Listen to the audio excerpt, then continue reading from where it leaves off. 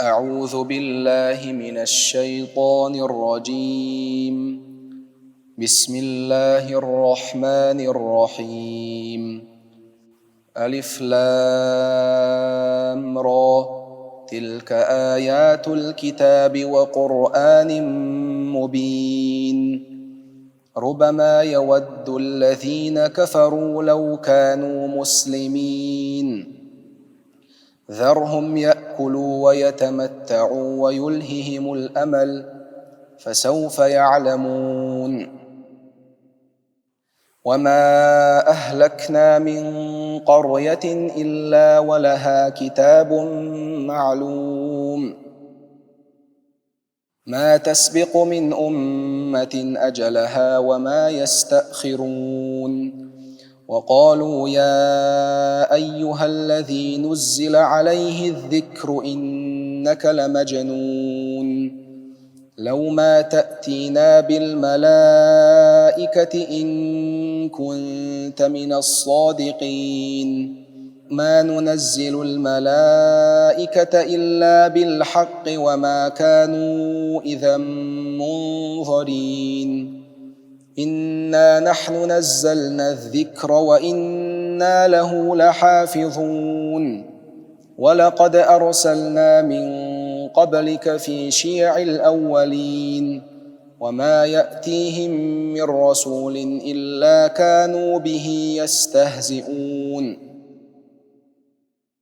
كذلك نسلكه في قلوب المجرمين لا يؤمنون به وقد خلت سنة الأولين. ولو فتحنا عليهم بابا من السماء فظلوا فيه يعرجون لقالوا إنما سكرت أبصارنا بل نحن قوم مسحورون. ولقد جعلنا في السماء بروجا وزيناها للناظرين وحفظناها من كل شيطان رجيم إلا من استرق السمع فأتبعه شهاب مبين.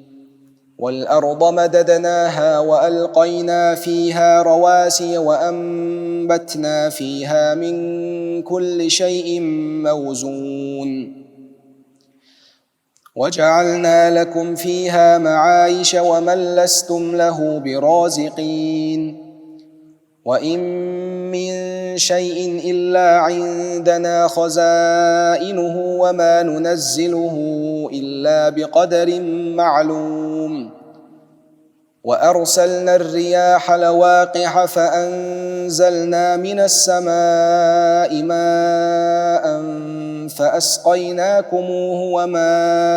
أنتم له بخازنين. وإنا لنحن نحيي ونميت ونحن الوارثون. ولقد علمنا المستقدمين منكم ولقد علمنا المستأخرين. وإن ربك هو يحشرهم إنه حكيم عليم. ولقد خلقنا الإنسان من صلصال من حمأ مسنون. والجان خلقناه من قبل من نار السموم. وإذ قال ربك للملائكة إني خالق بشرا من صلصال من حمأ مسنون. فإذا سويته ونفخت فيه من روحي فقعوا له ساجدين. فسجد الملائكة كلهم أجمعون إلا إبليس أبى أن يكون مع الساجدين. قال يا إبليس ما لك ألا تكون مع الساجدين؟ قال لم أكن لأسجد لبشر خلقته من صلصال من حمأ مسنون. قال فاخرج منها فإنك رجيم وإن عليك اللعنة إلى يوم الدين. قال رب فأنظرني إلى يوم يبعثون قال فإنك من المنظرين إلى يوم الوقت المعلوم قال رب بما أغويتني لأزينن لهم في الأرض ولأغوينهم أجمعين إلا عبادك منهم المخلصين قال هذا صراط علي مستقيم إن عبادي ليس لك عليهم سلطان إلا من اتبعك من الغاوين وإن جهنم لموعدهم أجمعين لها 7 أبواب لكل باب منهم جزء مقسوم إن المتقين في جنات وعيون ادخلوها بسلام آمنين ونزعنا ما في صدورهم من غل إخوانا على سرر متقابلين لا يمسهم فيها نصب وما هم منها بمخرجين نبئ عبادي أني أنا الغفور الرحيم وأن عذابي هو العذاب الأليم ونبئهم عن ضيف إبراهيم إذ دخلوا عليه فقالوا سلاما قال إنا منكم وجلون قالوا لا توجل إنا نبشرك بغلام عليم قال أبشرتموني على أن مسني الكبر فبم تبشرون قالوا بشرناك بالحق فلا تكن من القانطين قال ومن يقنط من رحمة ربه إلا الضالون قال فما خطبكم أيها المرسلون قالوا إنا أرسلنا إلى قوم مجرمين إلا آل لوط إنا لمنجوهم أجمعين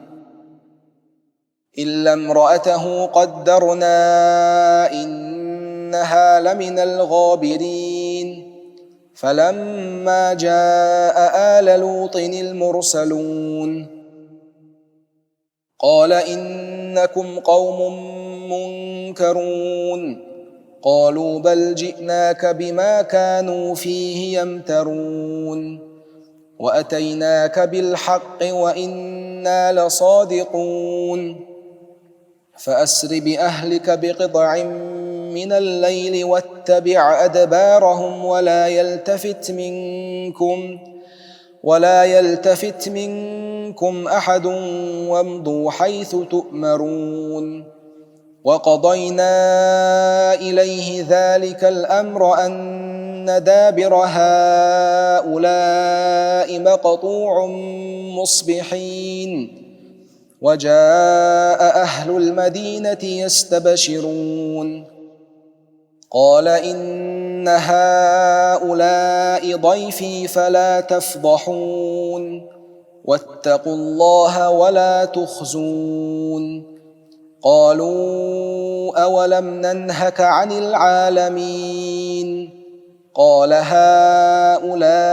بناتي إن كنتم فاعلين لعمرك إنهم لفي سكرتهم يعمهون فأخذتهم الصيحة مشرقين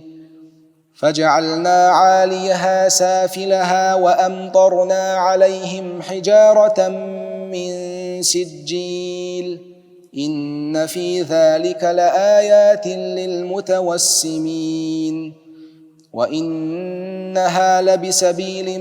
مقيم إن في ذلك لآية للمؤمنين وإن كان أصحاب الأيكة لظالمين فانتقمنا منهم وإنهما لبإمام مبين ولقد كذب أصحاب الحجر المرسلين وآتيناهم آياتنا فكانوا عنها معرضين وكانوا ينحتون من الجبال بيوتا آمنين فأخذتهم الصيحة مصبحين فما أغنى عنهم ما كانوا يكسبون وما خلقنا السماوات والأرض وما بينهما إلا بالحق وإن الساعة لآتية فاصفح الصفح الجميل إن ربك هو الخلاق العليم ولقد آتيناك 7 من المثاني والقرآن العظيم لا تمدن عينيك إلى ما متعنا به أزواجا منهم ولا تحزن عليهم واخفض جناحك للمؤمنين وقل إني أنا النذير المبين كما أنزلنا على المقتسمين الذين جعلوا القرآن عضين فوربك لنسألنهم أجمعين عما كانوا يعملون فاصدع بما تؤمر وأعرض عن المشركين إنا كفيناك المستهزئين الذين يجعلون مع الله إلها آخر فسوف يعلمون ولقد نعلم أنك يضيق صدرك بما يقولون فسبح بحمد ربك وكن من الساجدين واعبد ربك حتى يأتيك اليقين بسم الله الرحمن الرحيم أتى أمر الله فلا تستعجلوه سبحانه وتعالى عما يشركون ينزل الملائكة بالروح من أمره على من يشاء من عباده أن أنذروا أنه لا إله إلا أنا فاتقون خلق السماوات والأرض بالحق تعالى عما يشركون خلق الإنسان من نطفة فإذا هو خصيم مبين والأنعام خلقها لكم فيها دفء ومنافع ومنها تأكلون ولكم فيها جمال حين تريحون وحين تسرحون وتحمل أثقالكم إلى بلد لم تكونوا بالغيه إلا بشق الأنفس إن ربكم لرؤوف رحيم والخيل والبغال والحمير لتركبوها وزينة ويخلق ما لا تعلمون وعلى الله قصد السبيل ومنها جائر ولو شاء لهداكم أجمعين هو الذي أنزل من السماء ماء لكم منه شراب ومنه شجر فيه تسيمون ينبت لكم به الزرع والزيتون والنخيل والأعناب ومن كل الثمرات إن في ذلك لآية لقوم يتفكرون وسخر لكم الليل والنهار والشمس والقمر والنجوم مسخرات بأمره إن في ذلك لآيات لقوم يعقلون وما ذرأ لكم في الأرض مختلفا ألوانه إن في ذلك لآية لقوم يذكرون وهو الذي سخر البحر لتأكلوا منه لحما طريا وتستخرجوا منه حلية تلبسونها وترى الفلك مواخر فيه ولتبتغوا من فضله ولعلكم تشكرون وألقى في الأرض رواسي أن تميد بكم وأنهارا وسبلا لعلكم تهتدون وعلامات وبالنجم هم يهتدون أفمن يخلق كمن لا يخلق أفلا تذكرون وإن تعدوا نعمة الله لا تحصوها إن الله لغفور رحيم والله يعلم ما تسرون وما تعلنون والذين يدعون من دون الله لا يخلقون شيئا وهم يخلقون أموات غير أحياء وما يشعرون أيان يبعثون إلهكم إله واحد فالذين لا يؤمنون بالآخرة قلوبهم منكرة وهم مستكبرون لا جرم أن الله يعلم ما يسرون وما يعلنون إنه لا يحب المستكبرين وإذا قيل لهم ماذا أنزل ربكم قالوا أساطير الأولين ليحملوا أوزارهم كاملة يوم القيامة ومن أوزار الذين يضلونهم بغير علم ألا ساء ما يزرون قد مكر الذين من قبلهم فأتى الله بنيانهم من القواعد فخر عليهم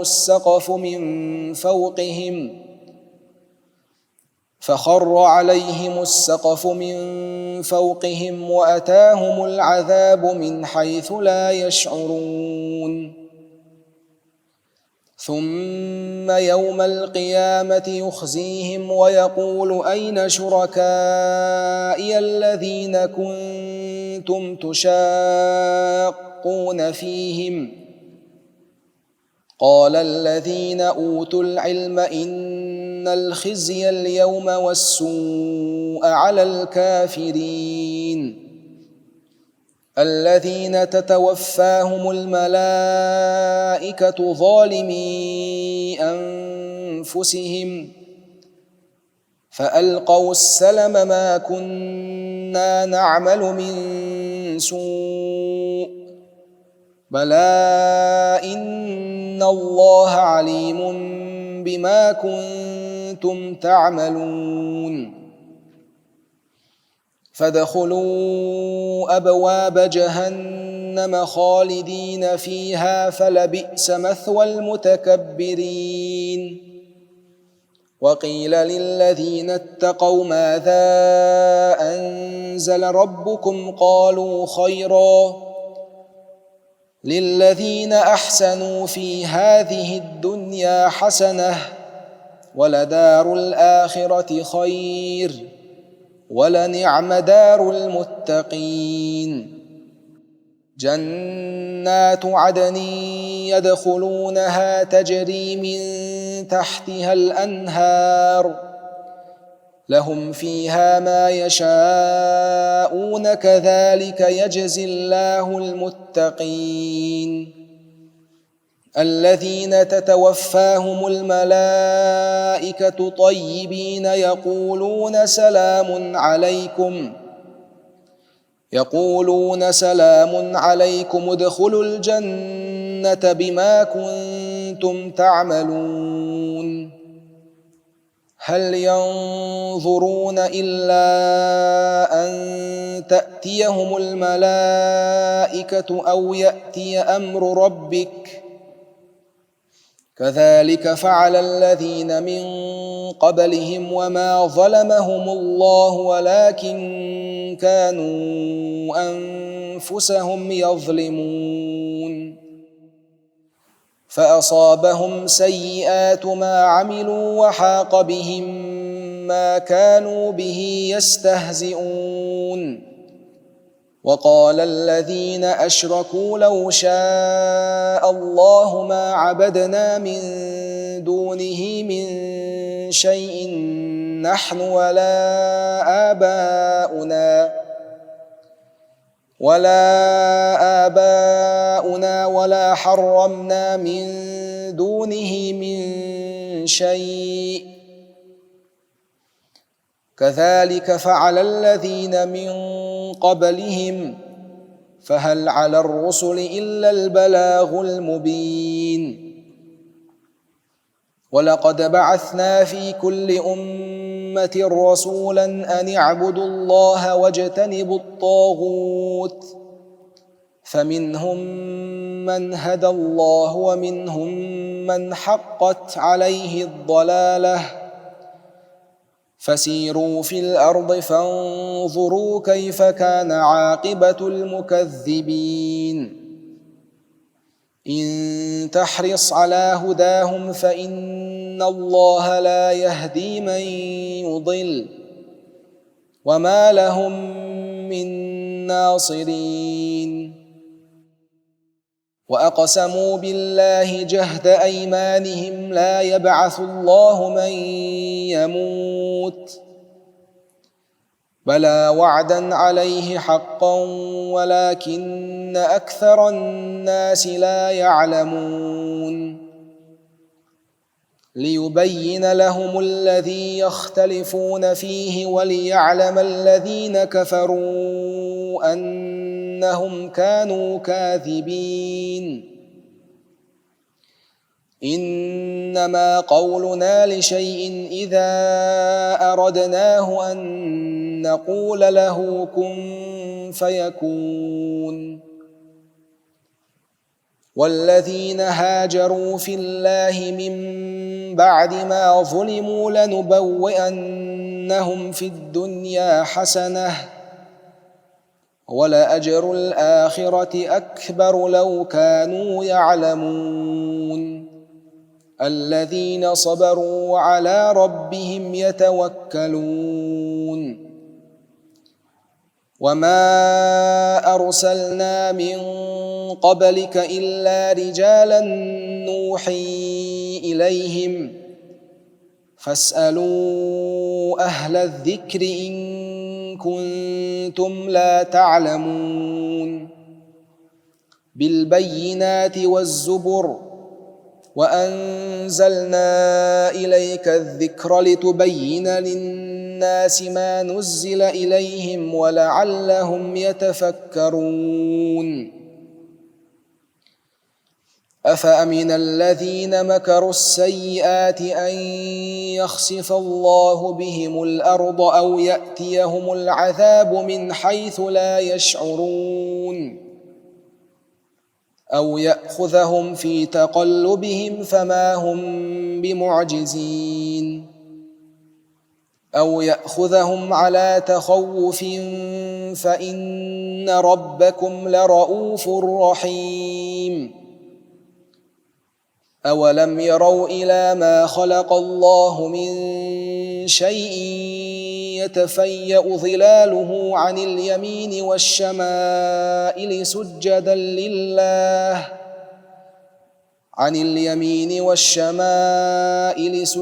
لله وهم داخرون ولله يسجد ما في السماوات وما في الأرض من دابة والملائكة وهم لا يستكبرون يخافون ربهم من فوقهم ويفعلون ما يؤمرون وقال الله لا تتخذوا إلهين اثنين إنما هو إله واحد فإياي فارهبون وله ما في السماوات والأرض وله الدين واصبا أفغير الله تتقون وما بكم من نعمة فمن الله ثم إذا مسكم الضر فإليه تجأرون ثم إذا كشف الضر عنكم إذا فريق منكم بربهم يشركون ليكفروا بما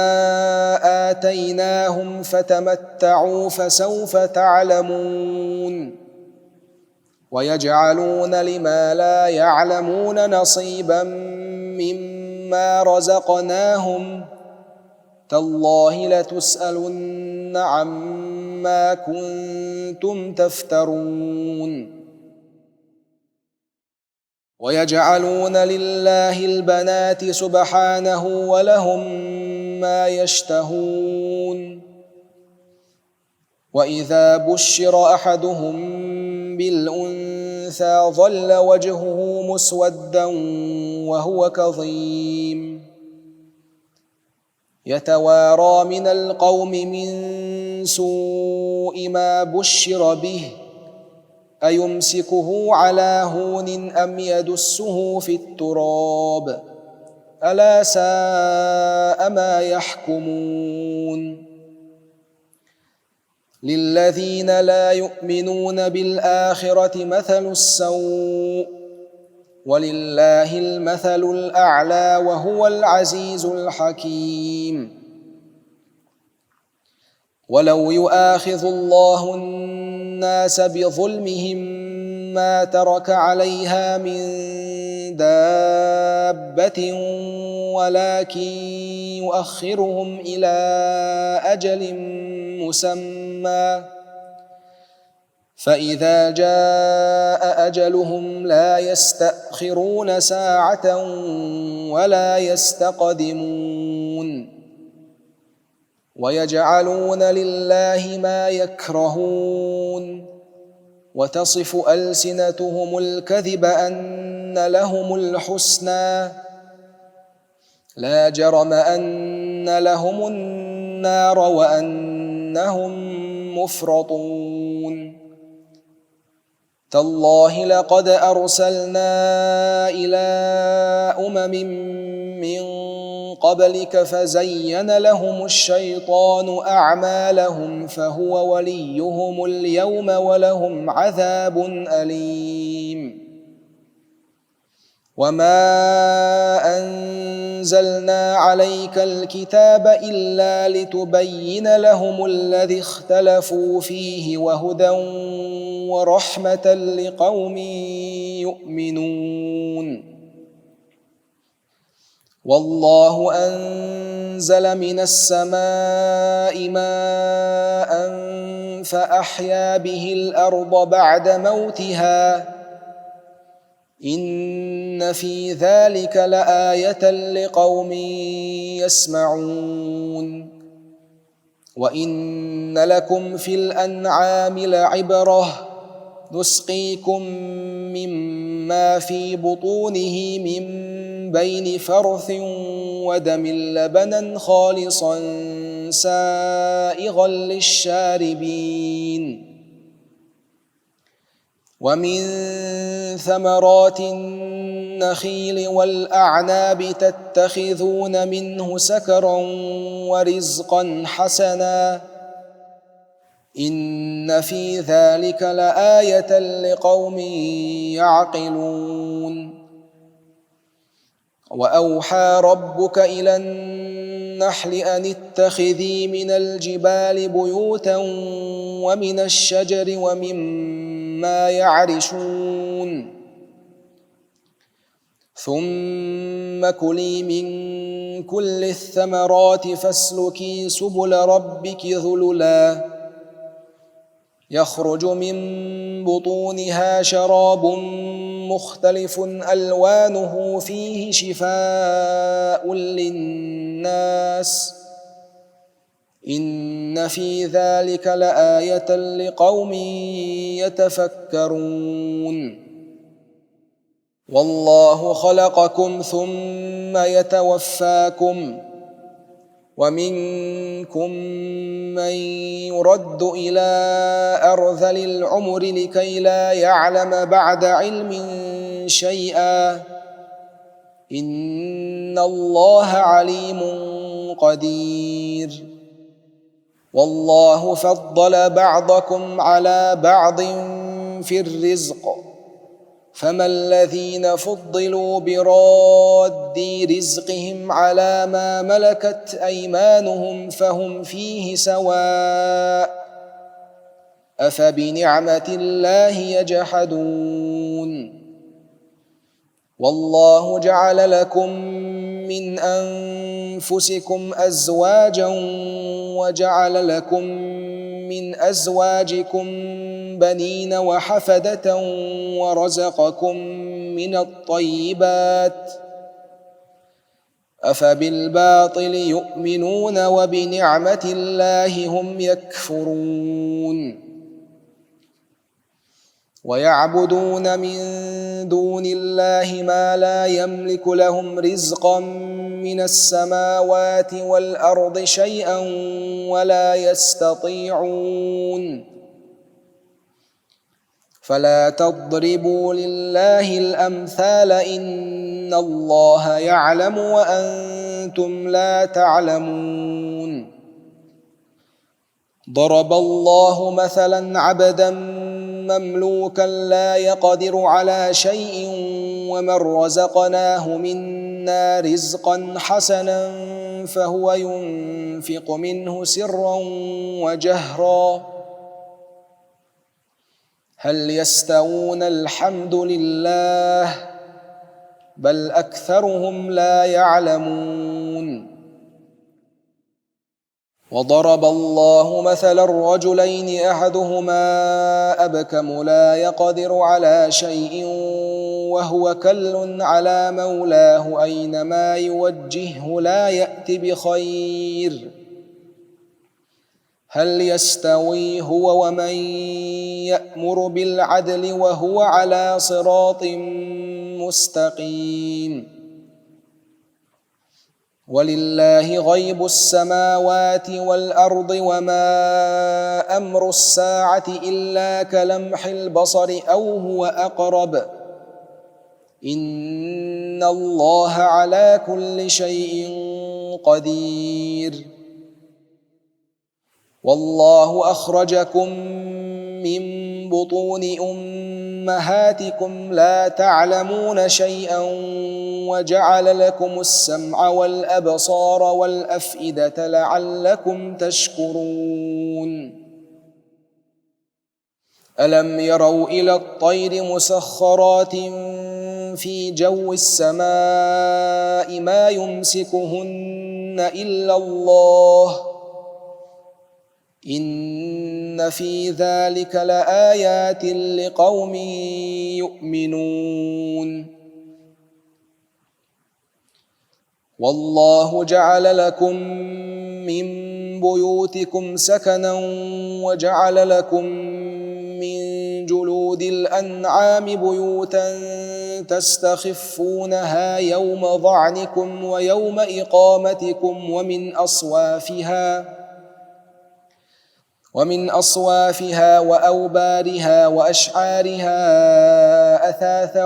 ومتاعا إلى حين والله جعل لكم مما خلق ظلالا وجعل لكم من الجبال أكنانا وجعل لكم سرابيل تقيكم الحر وسرابيل تقيكم بأسكم كذلك يتم نعمته عليكم لعلكم تسلمون فإن تولوا فإنما عليك البلاغ المبين يعرفون نعمة الله ثم ينكرونها وأكثرهم الكافرون ويوم نبعث من كل أمة شهيدا ثم لا يؤذن للذين كفروا ولا هم يستعتبون وإذا رأى الذين ظلموا العذاب فلا يخفف عنهم ولا هم ينظرون وإذا رأى الذين أشركوا شركاءهم قالوا ربنا هؤلاء شركاؤنا الذين كنا ندعو من دونك فألقوا إليهم القول إنكم لكاذبون وألقوا إلى الله يومئذ السلم وضل عنهم ما كانوا يفترون الذين كفروا وصدوا عن سبيل الله زدناهم عذابا فوق العذاب بما كانوا يفسدون ويوم نبعث في كل أمة شهيدا عليهم من أنفسهم وجئنا بك شهيدا على هؤلاء ونزلنا عليك الكتاب تبيانا لكل شيء وهدى ورحمة وبشرى للمسلمين إن الله يأمر بالعدل والإحسان وإيتاء ذي القربى وينهى عن الفحشاء والمنكر والبغي يعظكم لعلكم تذكرون وأوفوا بعهد الله إذا عاهدتم ولا تنقضوا الأيمان بعد توكيدها وقد جعلتم الله عليكم كفيلا إن الله يعلم ما تفعلون ولا تكونوا كالتي نقضت غزلها من بعد قوة أنكاثا تتخذون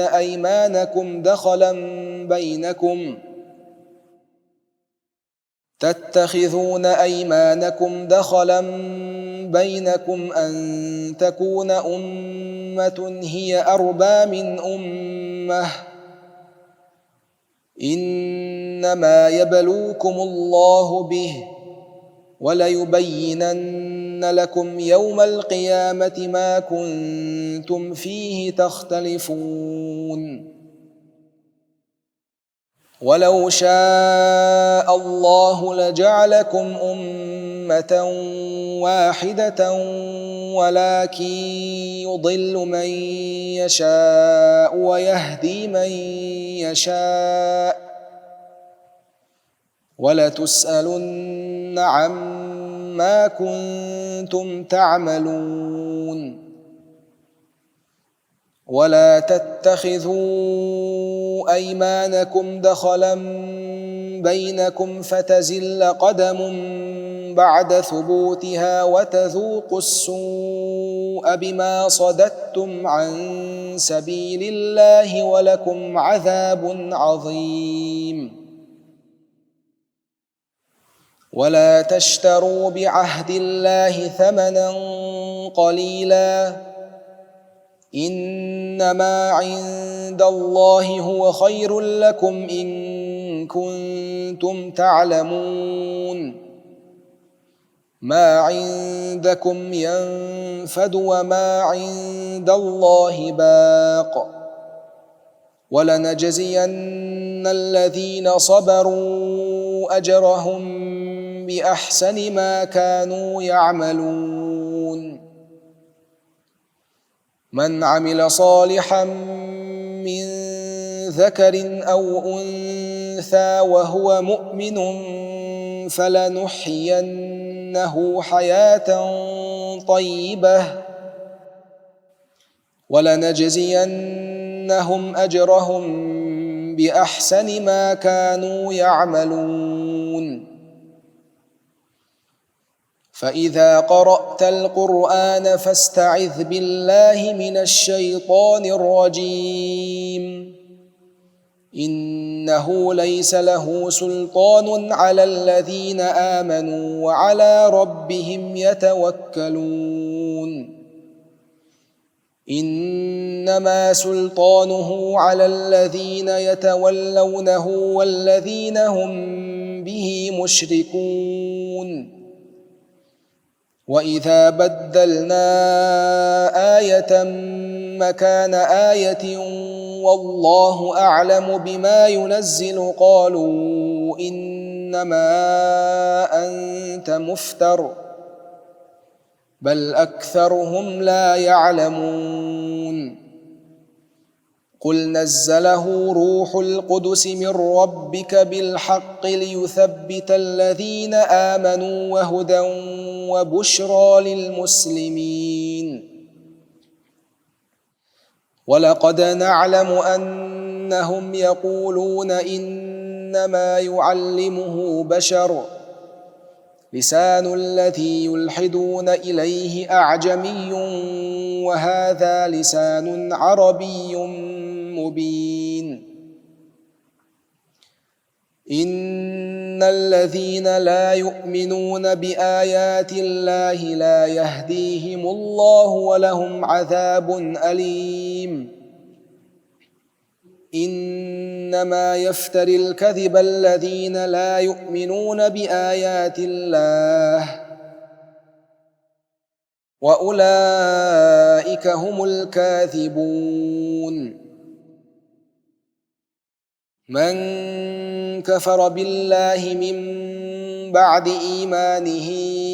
إلا من أكره وقلبه مطمئن بالإيمان ولكن من شرح بالكفر صدرا فعليهم غضب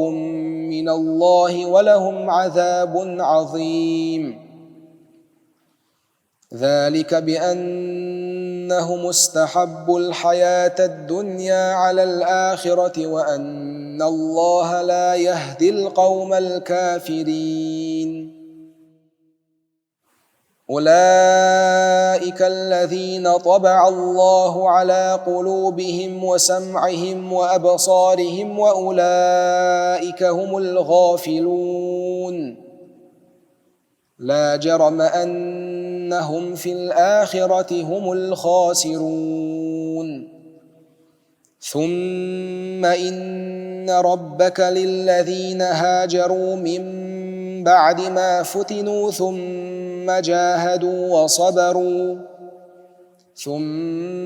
جاهدوا وصبروا إن ربك من بعدها لغفور رحيم. يوم تأتي كل نفس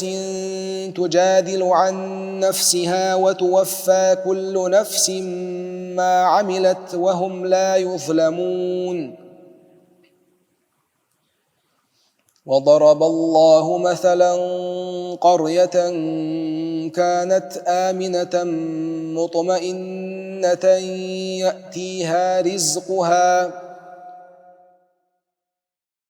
يأتيها رزقها رغدا من كل مكان فكفرت بأنعم الله فأذاقها الله لباس الجوع والخوف بما كانوا يصنعون. ولقد جاءهم رسول منهم فكذبوه فأخذهم العذاب وهم ظالمون. فكلوا مما رزقكم الله حلالا طيبا واشكروا نعمة الله إن كنتم إياه تعبدون. إنما حرم عليكم الميتة والدم ولحم الخنزير وما أهل لغير الله به، فمن اضطر غير باغ ولا عاد فإن الله غفور رحيم. ولا تقولوا لما تصف ألسنتكم الكذب هذا حلال وهذا حرام لتفتروا على الله الكذب، إن الذين يفترون على الله الكذب لا يفلحون. متاع قليل ولهم عذاب أليم.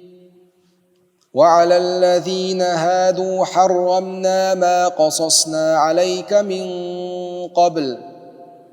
وما ظلمناهم ولكن كانوا أنفسهم يظلمون. ثم إن ربك للذين عملوا السوء بجهالة ثم تابوا من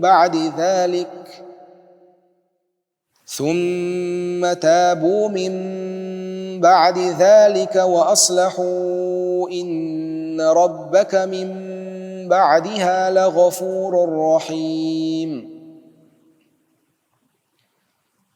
إن إبراهيم كان أمة قانتا لله حنيفا ولم يك من المشركين، شاكرا لأنعمه اجتباه وهداه إلى صراط مستقيم، وآتيناه في الدنيا حسنة وإنه في الآخرة لمن الصالحين. ثم أوحينا إليك أن اتبع ملة إبراهيم حنيفا وما كان من المشركين. إنما جعل السبت على الذين اختلفوا فيه، وإن ربك ليحكم بينهم يوم القيامة فيما كانوا فيه يختلفون. ادع إلى سبيل ربك بالحكمة والموعظة الحسنة وجادلهم بالتي هي أحسن، إن ربك هو أعلم بمن ضل عن سبيله وهو أعلم بالمهتدين. وإن عاقبتم فعاقبوا بمثل ما عوقبتم به ولئن صبرتم لهو خير للصابرين. واصبر وما صبرك إلا بالله ولا تحزن عليهم ولا تك في ضيق مما يمكرون، إن الله مع الذين اتقوا والذين هم محسنون.